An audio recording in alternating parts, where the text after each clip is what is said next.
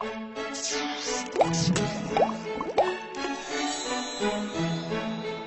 स्वादिष्ट है बनाना तो playrecipes.com पे जरूर है आना।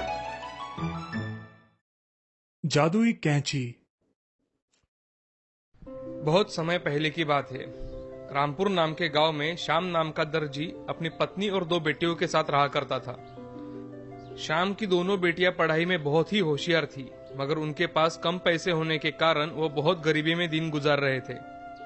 श्याम का दर्जी का धंधा ना चल पाने के कारण उसके घर में हमेशा खाने के लाले पड़ा करते थे। अब एक दिन ऐसे ही श्याम दुकान में काम कर रहा था, तभी एक आदमी, अरे श्याम भाई क्या कर रहे हो? अरे कुछ नहीं भाई, थोड़ा काम था वही कर रहा हूँ। तुम बताओ कैसे आना हुआ? मेरा शर्ट लेने आया था भाई, सिल के हुआ है कि नहीं अभी तक? हाँ हो गया है यार, तू दोस्त है इसलिए मेरे पास कपड़े सिलने डालता है। अभी तो मेरे ग्राहक भी बहुत कम हो गए हैं, कुछ समझ नहीं आ रहा क्या करूँ।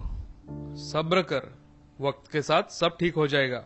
ये धंधा हर रोज एक जैसा नहीं होता, आज अच्छा है तो कल बुरा। तुम सब्र रखो मेरे भाई। हाँ, अब सब्र के अलावा कुछ कर भी तो नहीं सकते। ये लो तुम्हारी शर्ट। ऐसा कहकर सुभाष वहाँ से चला जाता है। श्याम सोच में पड़ जाता है। थोड़ी देर में वो सोचते सोचते अपने घर चला जाता है। तभी सावित्री श्याम को सोच में डूबा देख, अजी सुनते हो, मैं एक बाबा को जानती हूँ, वो हमारी मदद जरूर करेंगे। मैंने तुम्हें कितनी बार बताया है सावित्री, ये सब बातें कुछ काम की नहीं होती। मैं कह रही हूँ इसीलिए एक बार साथ चलेंगे तो आपको पता चलेगा कि वो कितने सिद्ध बाबा है। हाँ, अच्छा ठीक है। ऐसा कहकर सावित्री श्याम को मना लेती है और दोनों सिद्ध बाबा के पास चले जाते हैं। वहाँ जाते ही बाबा उनसे, आओ आओ श्याम, तुम मुझे मानते तो नहीं, फिर भी अपनी बीवी के कहने पर यहाँ आए हो। बाबा ऐसी बात नहीं है, मेरा इन सब बातों पर विश्वास नहीं है। अच्छा ठीक है बच्चा, तुम्हें क्या समस्या है ये तो बताओ जरा। बाबा मैं एक दर्जी हूँ, पूरे 1 साल से मेरे दुकान पर ग्राहकों का आना बहुत कम हो गया है। क्या इस समस्या का कोई समाधान है आपके पास? हाँ जरूर है, मगर आपको मेरे कहने पर विश्वास रखना पड़ेगा बेटा। मैं अब से आप पर ही विश्वास रखूंगा बाबा, लेकिन क्या आप मेरी मदद कर देंगे? क्यों नहीं, मैं तुम्हारी जरूर मदद करूंगा। ऐसा कहकर बाबा अपनी आंखें बंद कर लेते हैं। तभी उनके हाथों में एक कैंची आ जाती है। वह कैंची देख श्याम और सावित्री देखते ही रह जाते हैं। बाबा वो कैंची श्याम को देते हैं। ये लो बेटा, ये एक जादुई कैंची है। ये कैंची तुम्हारा भाग खोल देगी, ये तुम्हें बहुत सहायता करेगी। इसे तुम कुछ भी मांग सकते हो, मगर हमेशा ध्यान रखना, ज्यादा लालच कभी ना करना। क्या सच में ये कैंची काम करेगी? तुम चाहो तो इसे आजमा के देख सकते हो। जी मैं जरूर इसे एक बार आजमा कर देखना चाहूंगा। श्याम वो कैंची हाथ में लेकर बोलता है, हे जादुई कैंची, मुझे अभी के अभी एक नया कपड़ा चाहिए। ऐसा कहते ही वहाँ बहुत बड़ा प्रकाश फैल जाता है और वहाँ एक नया कपड़ा आ जाता है। ये सब देख सभी बहुत खुश हो जाते हैं और श्याम को कैंची सच में जादुई है इसका विश्वास हो जाता है। तभी श्याम बाबा से, बाबा आपका बहुत बहुत धन्यवाद, आपने मेरी बहुत सहायता की है। मैं इस कैंची का कभी भी गलत इस्तेमाल नहीं करूंगा। ऐसा कहकर श्याम और सावित्री बाबा के पैर पड़कर वहाँ से चले जाते हैं। उस दिन शाम का पूरा दिन बहुत अच्छी तरह से गुजरा। अब दूसरे दिन शाम वह कैंची दुकान में लेकर जाता है और उस कैंची से कपड़े काटने का काम करने लगता है। तभी वह कैंची सामने जो भी कपड़ा आए उसके इतने अच्छे डिजाइन बना देती है कि वो किसी को भी पसंद आ जाए। तभी श्याम मन में सोचता है, क्यों ना मैं इस डिजाइन को बेचकर कुछ पैसे कमा लूं, लोगों को पसंद आ गए तो बहुत अच्छा है। श्याम जादुई कैंची से बने सारे डिजाइन दुकान के सामने स्टैचू पर लगा देता है। कुछ समय बाद कुछ लोग वह कपड़े देखने के लिए आए और उसमें से आधे लोगों ने वो कपड़े खरीद लिए। ये देखकर श्याम बहुत हैरान हो गया। लोगों को मैंने बनाए हुए कपड़े पसंद नहीं आते, मगर इस अलग डिजाइन के कपड़े बहुत पसंद आ रहे हैं।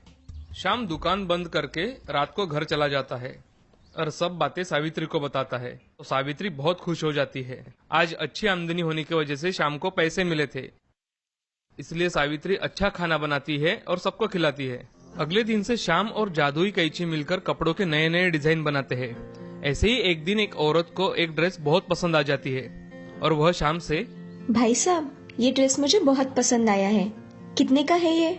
जी सिर्फ आपके लिए 1000 रुपए का है, आप चाहे तो खरीद सकती है। जी मुझे ये ड्रेस चाहिए। ऐसा कहकर वो औरत वो ड्रेस खरीद लेती है।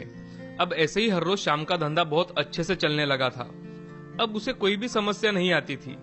अब वह गरीब लोगों की मदद भी कर दिया करता था। एक दिन ऐसे ही शाम की बेटी उससे कहती है, पिताजी, मुझे आपसे कुछ बात करनी है। हाँ बोलो बिटिया। पिताजी, हम सोच रहे थे कि क्यों ना इस साल हम अनाथालय के बच्चों को कपड़े बांटे जो कि बहुत खूबसूरत हो। ठीक है बेटा, मैं जरूर बना के रखूंगा।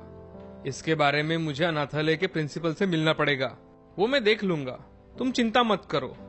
सच पिताजी, आप ये सच कह रहे हो?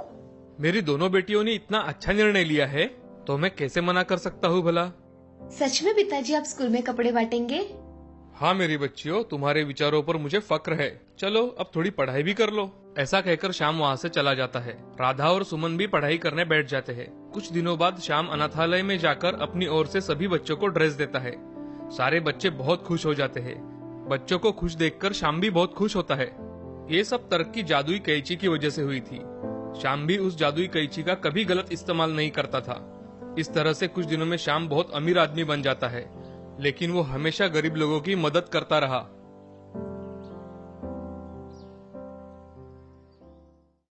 इस कहानी से हमें ये सीख मिलती है कि जिंदगी में हमेशा दूसरों की मदद करनी चाहिए। हमेशा दूसरों की मदद करने वाले लोगों की भगवान भी मदद करता है। सुंदरपुर नाम के गांव में राधा नाम की औरत अपने बेटे सूरज के साथ रहा करती थी। उसके पति हाल ही में गुजर जाने की वजह से उसके परिवार को आधार देने वाला कोई नहीं था। इसीलिए राधा हमेशा कुछ न कुछ काम की तलाश में रहती थी। ऐसे ही एक दिन राधा ने अपने घर का काम खत्म किया और काम की तलाश में घर के बाहर निकल पड़ी। उनके गांव में एक हलवाई की दुकान थी। राधा उस दुकान में गई। नमस्ते भाई साहब, मुझे आपके यहाँ कोई काम मिल सकता है क्या? नहीं बहन, मेरे यहाँ फिलहाल तुम्हारे लिए कोई काम नहीं है। भाई साहब, आप मुझे बर्तन मांजने बोलोगे तो भी मैं कर दूंगी। अरे नहीं बहन, ऐसा नहीं है, मगर मेरे यहाँ कुछ काम ही नहीं है। तुम चाहो तो शहर जाकर मेरे भाई के दुकान में काम कर सकती हो। मैं उससे बात करूंगा, वो तुम्हें काम पर रख लेगा। जी भाई साहब, आपका बहुत बहुत शुक्रिया, मगर जाना कौन से शहर है? अरे बहन, हमारे गांव के नजदीक है ना, किशनगढ़, वही शहर। मैं तुम्हें उसके दुकान का पता देता हूँ। ठीक है भाई साहब। राधा वहाँ से चली जाती है। अगले दिन राधा और सूरज किशनगढ़ के लिए रवाना होते हैं। वहाँ पहुंचकर राधा दिए हुए पते पर पहुंच जाती है और वहाँ जाकर, नमस्ते भाई साहब, मैं सुंदरपुर से आई हूँ। भाई साहब ने मुझे आपके यहाँ काम के लिए भेजा है। हाँ हाँ बहन, आओ, तुम्हें यहाँ कुछ बर्तन साफ करने होंगे। खाना वगैरह यही मिलेगा और महीने की 3000 तनख्वाह दूंगा। चलेगा ना? हाँ भाई साहब, चलेगा। मैं काम पर कब आ सकती हूँ? कल से आ जाना बहन, ठीक है? आज रहने का बंदोबस्त कर लो। जी भाई साहब। ऐसा बोलकर राधा वहाँ से चली जाती है। तभी सूरज उससे पूछता है, माँ, अब हम कहाँ रहेंगे? देखते हैं बेटा, कोई किराए का मकान ढूंढते हैं। मगर उस दिन उन्हें कोई मकान किराए पर नहीं मिलता। वो दोनों पूरी रात सड़क पर ही गुजारते हैं। सुबह होते ही जल्द ही दोनों माँ बेटे उठकर दुकान में चले जाते हैं। कुछ देर बाद दुकान का मालिक राघव वहाँ आता है और राधा को इतने जल्दी आया हुआ देख, अरे राधा बहन, तुम यहाँ इतनी जल्दी क्यों आई हो? भाई साहब, जल्दी उठकर यहाँ चली आई। और ये सामान? वो कल रात हमें कोई मकान किराए पर नहीं मिला, इसीलिए ये सामान भी साथ लेकर आई हूँ। ये बात सुन के राघव को बहुत बुरा लगता है। वो उससे कहता है, जब तक कोई मकान नहीं मिलता तब तक तुम यही रह सकती हो। आपका बहुत बहुत धन्यवाद भाई साहब, मैं ये आपका एहसान कैसे चुकाऊंगी? अरे भाई बोलती हो और एहसान की बात करती हो। राधा अपना सामान दुकान के एक कोने में रखकर अपना काम शुरू कर देती है। वो पूरे दुकान की साफ सफाई कर देती है और फिर बर्तन मांजना शुरू करती है। वहाँ बेटा सूरज भी दुकान में बैठकर राघव की छोटी मोटी मदद कर देता है। ये सब देखकर राघव बहुत खुश हो जाता है। अब इसी तरह हर रोज राधा और सूरज राघव की दुकान में मन लगाकर काम करने लगे। कुछ ही दिनों में राधा ने अपने लिए एक किराए का मकान भी ढूंढ लिया। ऐसे ही कुछ दिन बीत गए। एक दिन राघव ने राधा के काम से बहुत खुश होकर उससे कहा, बहन, तुम्हारा काम बहुत अच्छा है। मैं सोच रहा हूँ कि तुम मेरे घर में काम करो। तुम्हारी तनख्वाह 5000 रुपए होगी। धन्यवाद भाई साहब। राघव से अपने बंगले का पता देता है। अगले दिन राधा और सूरज उस पते पर बताए हुए बंगले में जाते हैं। वहाँ उन्हें राघव की पत्नी सोनिया मिलती है। जी, क्या चाहिए आपको? जी, हमें राघव भाई साहब ने यहाँ भेजा है आपके यहाँ काम करने के लिए। अच्छा, तो आप वो हो? मुझे इन्होंने बताया था, मगर इस घर में काम करना है तो मेरी शर्तें तुमको मंजूर करनी पड़ेगी। जी मालकिन, आप जैसा कहोगी वैसा ही काम होगा। देखो, मेरा बेटा विक्की है, किसी ने उसकी चीजों को हाथ लगाया तो उसे बिल्कुल अच्छा नहीं लगता। इसीलिए तुम्हारे बेटे को बता देना कि उसके कमरे में ना जाए, उससे बहुत जल्दी गुस्सा आ जाता है। जी मालकिन, जैसा आप कहे, मेरा बेटा कुछ नहीं करेगा, आप चिंता मत कीजिए। अब ऐसे ही एक दिन सूरज को विकी के खिलौनों में से एक गाड़ी बहुत पसंद आती है और वो उसे लेकर खेलने लगता है। ये देखकर सोनिया उस पर चिल्लाती है। रखो वहाँ, तुम्हें हाथ लगाने के लिए किसने कहा? राधा! उसकी चीख सुनकर राधा वहाँ आ जाती है। क्या हुआ मालकिन? तुम्हें पता है ना, विकी के किसी भी चीज को हाथ नहीं लगाना है। मालकिन, गलती हो गई होगी, मालकिन छोटा समझकर माफ कर दीजिए। ऐसा कहकर राधा की आंखों में पानी आ जाता है। हाँ ठीक है, मगर आज के बाद विक्की के किसी भी सामान को सूरज ने छूना नहीं चाहिए। जी मालकिन, मैं याद रखूंगी और उसको भी समझा दूंगी। सोनिया वहाँ से चली जाती है और राधा अपने बेटे को समझाने लगती है। सूरज, तुम्हें बताया था ना कि विक्की की चीजों को हाथ नहीं लगाना, फिर तुमने उसकी गाड़ी को हाथ क्यों लगाया? माँ, मुझे वो गाड़ी बहुत पसंद आई, इसलिए मैं उसे उठाकर देख रहा था। बेटा, आज के बाद विक्की की चीजों को हाथ नहीं लगाना, ठीक है? हाँ माँ, नहीं लगाऊंगा। ऐसे ही एक दिन राधा सब्जियां लाने के लिए बाजार गई थी और सोनिया भी बैंक का कुछ काम होने की वजह से घर से बाहर थी। घर में सिर्फ विकी और सूरज ही थे। विकी अपने कमरे में खेल रहा था। खेलते खेलते उसकी बॉल घर में एक जगह ऊपर अटक गई और उस बॉल को निकालने के लिए विकी ने एक कुर्सी ली और उस पर चढ़ गया। उस बॉल को निकालते निकालते अचानक उसका पैर फिसल गया और वो उस कुर्सी से नीचे गिर गया। गिरते ही वो बेहोश हो गया। उसकी आवाज सुनकर सूरज वहां आया और उसने देखा कि विकी बेहोश हो गया है। उसे समझ नहीं आया कि क्या किया जाए। वो मदद ढूंढने के लिए तुरंत घर के बाहर निकला। वहाँ उसे एक आदमी दिखाई दिया और सूरज उससे मदद मांगने लगा। चाचा, चाचा, मुझे आपकी मदद चाहिए, क्या आप मेरी मदद करोगे? हाँ बेटा, मगर क्या हुआ है बताओगे? सूरज सारी बात उस आदमी को बता देता है और उसकी मदद मांगता है। अब वो आदमी सूरज के साथ घर में चला जाता है। वो विकी के पिताजी को फोन करके सब बता देता है और तुरंत विकी को अस्पताल में लेकर जाता है। कुछ देर बाद सोनिया घर आकर देखती है तो उसे घर में कोई दिखाई नहीं देता। वो अपने पति को फोन करती है। तब उसे पता चलता है कि विकी नीचे गिरकर बेहोश हो गया था और उसे अस्पताल लेकर गए हैं। तभी राधा वहाँ आती है। मालकिन, क्या हुआ है? आप रो क्यों रही हो? अरे, विक्की कुर्सी से नीचे गिरकर बेहोश पड़ गया है और उसे अब अस्पताल में भर्ती किया हुआ है। कुछ नहीं होगा विक्की को, चलो हम अस्पताल जाकर देखते हैं। ऐसा बोलकर सोनिया और राधा अस्पताल में जाते हैं। अस्पताल जाने के बाद सोनिया रोने लगती है। कुछ देर बाद डॉक्टर वहाँ आते हैं। डॉक्टर, कैसी है अब विकी की तबीयत? उसे कोई खतरा तो नहीं है ना? नहीं, उसकी जान को कोई खतरा नहीं है, मगर समय में अस्पताल में लाने की वजह से बहुत बड़ा खतरा टल गया है। आपका बहुत बहुत धन्यवाद डॉक्टर। धन्यवाद मेरा नहीं, इस आदमी का कीजिए जो समय रहते इसको यहाँ पर लेकर आया।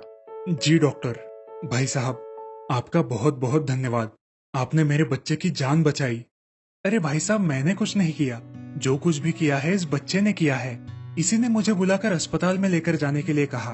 अगर इसने समय पर कुछ नहीं किया होता तो न जाने आज क्या हो जाता। इसके तेज दिमाग की वजह से ही आपका बच्चा बच पाया। आप सही कह रहे हो बेटा सूरज, तुम्हारा बहुत बहुत धन्यवाद। चाचा, ये तो मेरा दोस्त है ना, मैंने अपने दोस्त के लिए सब किया। राधा, आज से तुम हमारे घर की सदस्य हो, हमारे ही घर में रहोगी, समझी? सच में मालकिन? हाँ, मुझे ऐसे प्यार करने वाली बहन और बेटा हमेशा के लिए चाहिए। और इस तरह से अब राधा और सूरज राघव के परिवार का एक हिस्सा बनकर हंसी खुशी रहने लगे। इस कहानी से हमें ये सीख मिलती है कि हमें हर व्यक्ति की कदर करनी चाहिए, चाहे वो अमीर हो या गरीब।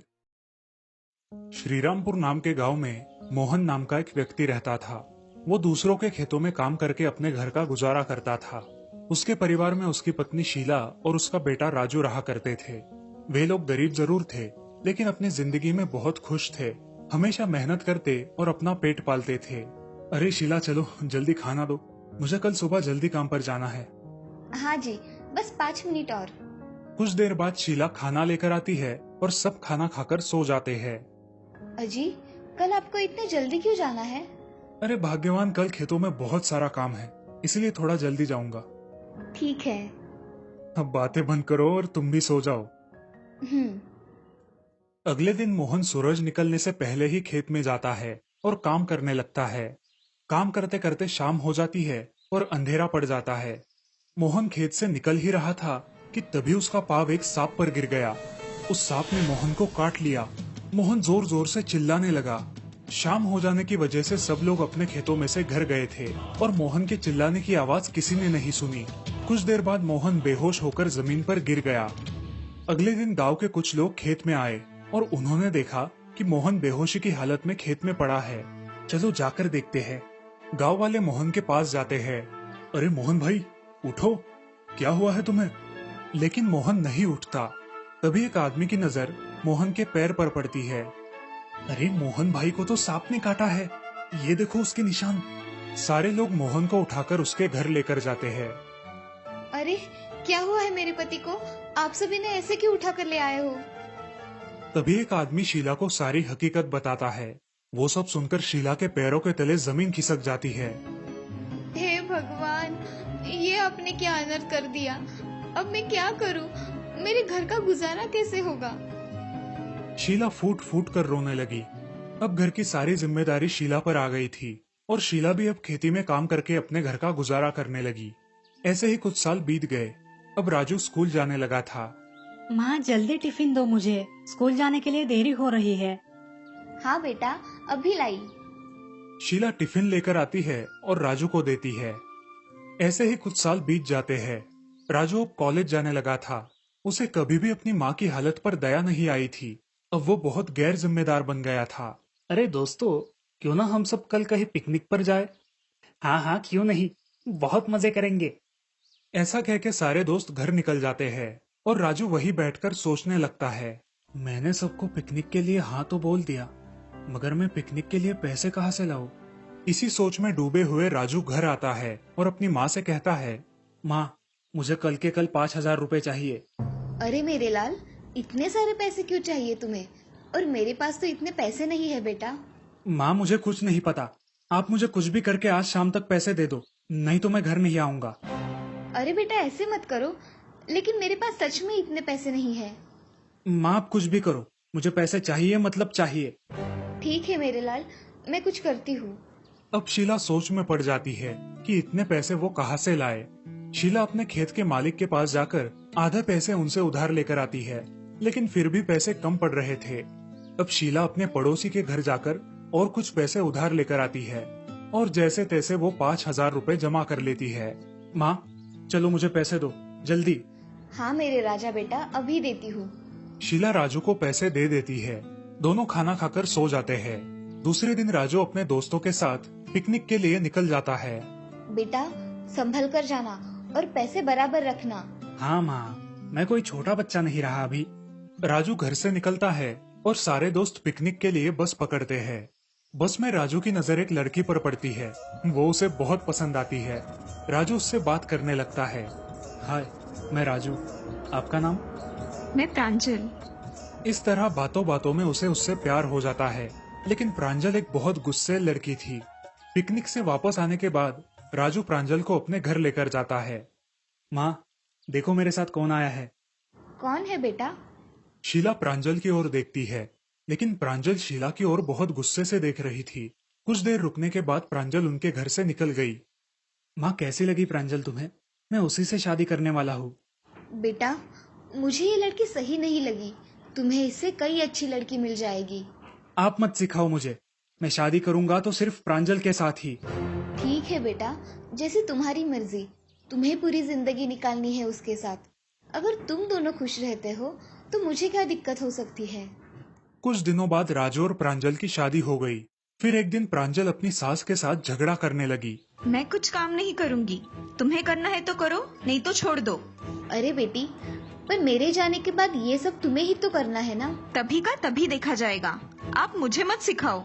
शाम को जब राजू घर आता है, जी देखो ना, तुम्हारी माँ कुछ काम नहीं करती और मेरे से सब करवाती है और ऊपर से झगड़ा भी करती है। राजू बाहर जाता है और अपनी माँ को खरी खोटी सुनाता है। प्रांजल ये सब देखकर बहुत खुश हो जाती है। अब ऐसे ही चलने लगा। प्रांजल हर रोज राजू को उसकी माँ के बारे में भड़काती रही, राजू को अपनी माँ से दूर करती रही।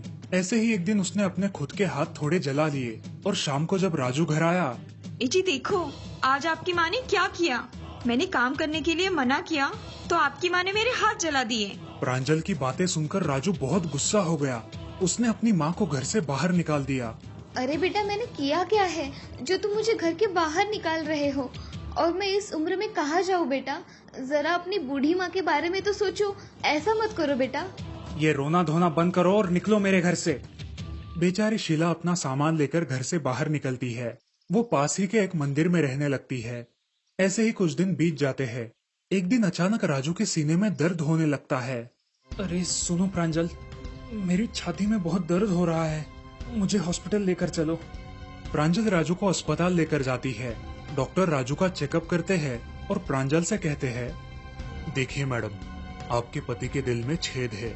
हमें कल के कल कोई ऐसा आदमी ढूंढना होगा जो अपना दिल इन्हें दे, नहीं तो हम आपके पति को नहीं बचा पाएंगे।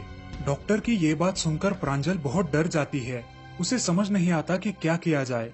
ये बात राजू के पड़ोसन को पता चलती है और वो जल्दी से ये बात राजू की माँ को बताती है। जैसे ही राजू की माँ को ये बात पता चलती है, वो तुरंत अस्पताल आ जाती है और डॉक्टर से बात करती है। डॉक्टर साहब, मेरे बेटे को बचाओ। आप मेरा दिल ले लो, मगर मेरी बच्ची की जान बचा लो। शीला अपना दिल राजू को दे देती है और खुद अपने बेटे के लिए इस दुनिया को अलविदा कहती है। राजू का ऑपरेशन हो जाता है। अगले दिन जब राजू होश में आता है तो वो प्रांजल से पूछता है, अरे प्रांजल, मुझे क्या हुआ था? प्रांजल राजू को कुछ बताती तभी डॉक्टर वहां पर आते हैं। राजू, तुम्हारा ऑपरेशन एकदम अच्छे से हुआ है, अब घबराने की कोई जरूरत नहीं। मगर डॉक्टर, मुझे हुआ क्या था? तुम्हारे दिल में छेद था। तुम्हारी माँ ने तुम्हें अपना दिल देकर तुम्हारी जान बचाई है। ये बात सुनकर राजू और प्रांजल की आंखों में आंसू आने लगे। राजू फूट फूट कर रोने लगा। क्या मेरी माँ ने अपना दिल मुझे दिया? हाँ राजू, तुम्हारी माँ ने अपना दिल तुम्हें दिया है। अब वो इस दुनिया में नहीं रही। डॉक्टर की बातें सुनकर राजू हक्का बक्का हो जाता है। प्रांजल को अपने किए पर बहुत पछतावा होता है। तभी राजू अपने दिल पर हाथ रखता है और उसे एक आवाज सुनाई देती है, मेरे लाल, मैंने तुम्हारे लिए सब कुछ किया, मगर तुम्हें मेरी चिंता कभी हुई ही नहीं। लेकिन बेटा, मैंने तुम्हें कहा था ना, मैं तुम्हें कभी भी किसी बात की कमी पड़ने नहीं दूंगी। बस मैंने तो अपना वादा निभाया। खुश रहना मेरे लाल। ये सब सुनकर राजू बहुत रोने लगा, मगर अभी रोकर कुछ फायदा नहीं था। राजू की जान तो बच गई थी, लेकिन अब उसके पास उसकी माँ नहीं थी। दोस्तों, एक माँ अपने बच्चों के लिए कुछ भी कर सकती है। इस दुनिया में माँ से बड़ा न कोई है और ना ही कोई हो पाएगा। जिनके नसीब में माँ और पिता दोनों का प्यार है, वो इस दुनिया के सबसे अमीर और खुशनसीब लोग हैं। हमेशा अपने माता पिता का आदर करो।